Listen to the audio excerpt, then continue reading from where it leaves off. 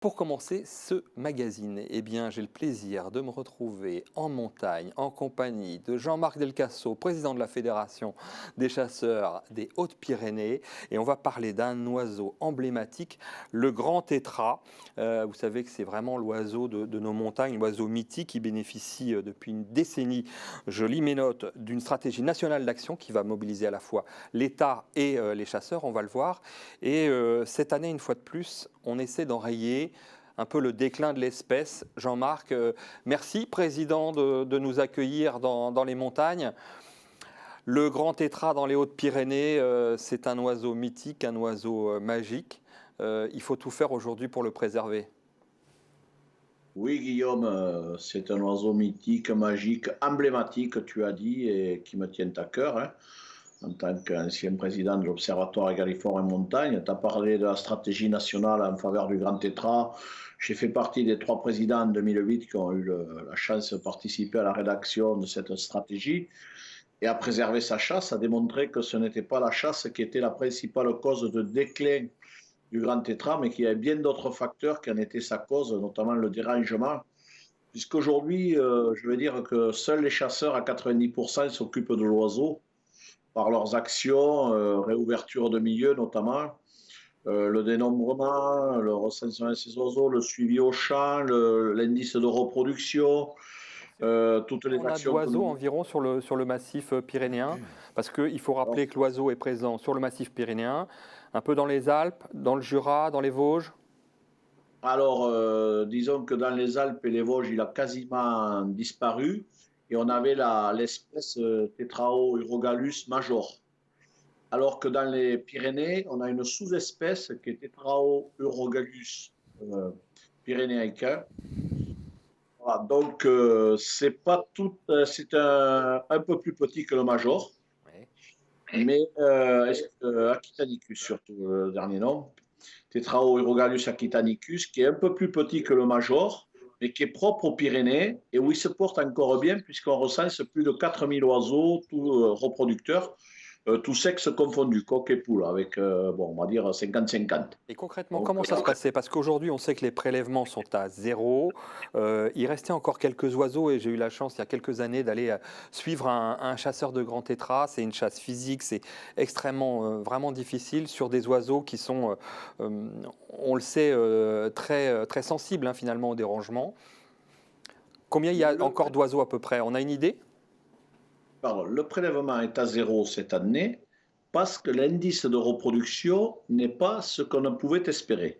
Nous ne prélevons que si l'indice de reproduction est supérieur à 1, c'est-à-dire un poussin par poule levée au mois d'août par nos équipes de comptage, y compris les équipes de l'OFB, Garde du Parc National, toutes les associations qui veulent se joindre à nous, mais elles ne sont pas nombreuses.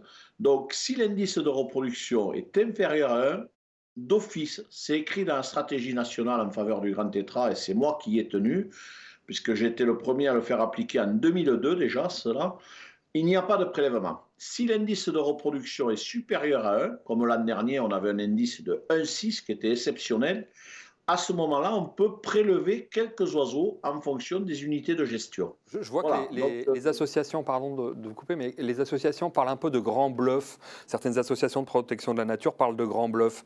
Qu'est-ce qu'on leur rétorque?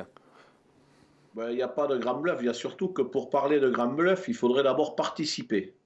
Et ces associations ne participent pas au dénombrement, au suivi de ces oiseaux. Je l'ai dit, 90% aujourd'hui du suivi de cet animal, de cet oiseau, est assuré par le monde de la chasse. Donc c'est facile de parler de grand bluff, il faut venir avec nous et il faut participer. Voilà, nous, il n'y a pas de grand bluff puisque nos résultats sont validés par l'Observatoire égaliforme de montagne, qui est un observatoire multipartenarial, puisqu'on est plus de 53 membres au niveau de cet observatoire, y compris certaines associations environnementalistes, mais plus les parcs nationaux et autres. Donc, il n'y a pas de triche. Les résultats sont sincères. Ouais. Cette année, l'indice de reproduction pour mon département de Haute-Pyrénées, il est de 0,6. Donc, Je ne vais pas dire qu'il est pas de chasse cette catastrophique, mais année. il n'est pas bon. Il n'est pas bon. Donc, j'ai dit à monsieur le préfet, il n'y aura pas de prélèvement. Par contre, il y a un arrêté, puisque la chasse est autorisée, d'ouverture et de clôture de la chasse sur 4 semaines, 9 jours sur 4 semaines, uniquement le mercredi et le dimanche. Mais il y a 0 prélèvement. Voilà. Bon, eh bien, on imagine que les chasseurs de montagne auront à joie, comme tu le fais aussi, d'aller courir derrière les perdrix grises de montagne qui sont un peu plus nombreuses.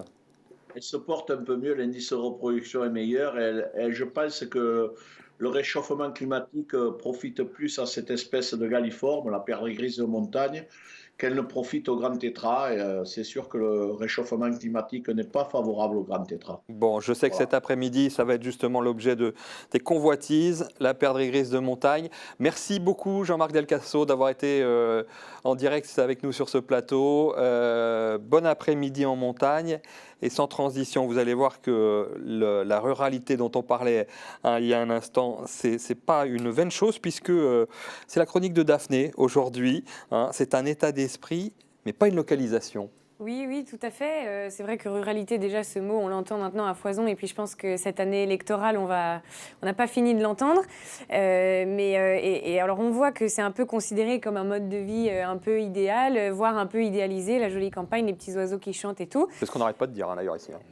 C'est ce qu'on n'arrête pas de dire dans Campagne Hebdo et que c'est génial. Mais évidemment, il y a aussi des à côté. Il y a parfois des contraintes. Le coq qui chante et les tracteurs qui passent et parfois qui font du bruit, etc. Donc en fait, la ruralité, on se rend compte que c'est aussi vivre de la campagne et pas seulement vivre à la campagne, et que beaucoup de néo-ruraux, comme on les appelle aussi, qui s'installent, ne sont en fait que des urbains délocalisés et n'acceptent pas du tout les contraintes qu'implique la campagne. Alors qu'est-ce qu'il faut faire ? J'ai trouvé une super vidéo de Richard Surterre, évidemment, qu'on adore et qui a accepté qu'on l'utilise ici sur le plateau. Selon Ipsos, depuis 5 ans, 2 millions de personnes ont sauté le pas. Et depuis peu, que voit-on fleurir? Des plaintes pour faire boucher les mares à grenouilles, des plaintes contre les bruits des tracteurs, des tronçonneuses, des chiens qui aboient dans les cours de ferme. On découvre que la vache qui fait le lait fait aussi des bouses, et que le coq chante pour accueillir le lever du jour. On découvre aussi dès le premier week-end de septembre que la nature résonne du bruit des chasseurs, des meutes de chiens et des coups de feu. On croise des chasseurs à cheval, sans fusil, qu'on croit déguisés, ils soufflent dans des instruments qu'on appelle des cors, mais que vous croyez que c'est des trompettes. Un monde inconnu qui fait peur. Et la seule image que vous en avez, ce sont celles des animalistes. Et les 2 ou 3 clichés qui traînent, comme la bêtise, l'alcoolisme ou la barbarie. Il y a 2 fois plus de néo-ruraux en France que de chasseurs. Donc ça râle depuis les villes, et maintenant ça râle depuis les campagnes. Je ne reviendrai pas sur la bêtise absolue des sondages dont se réclament les associations et les médias.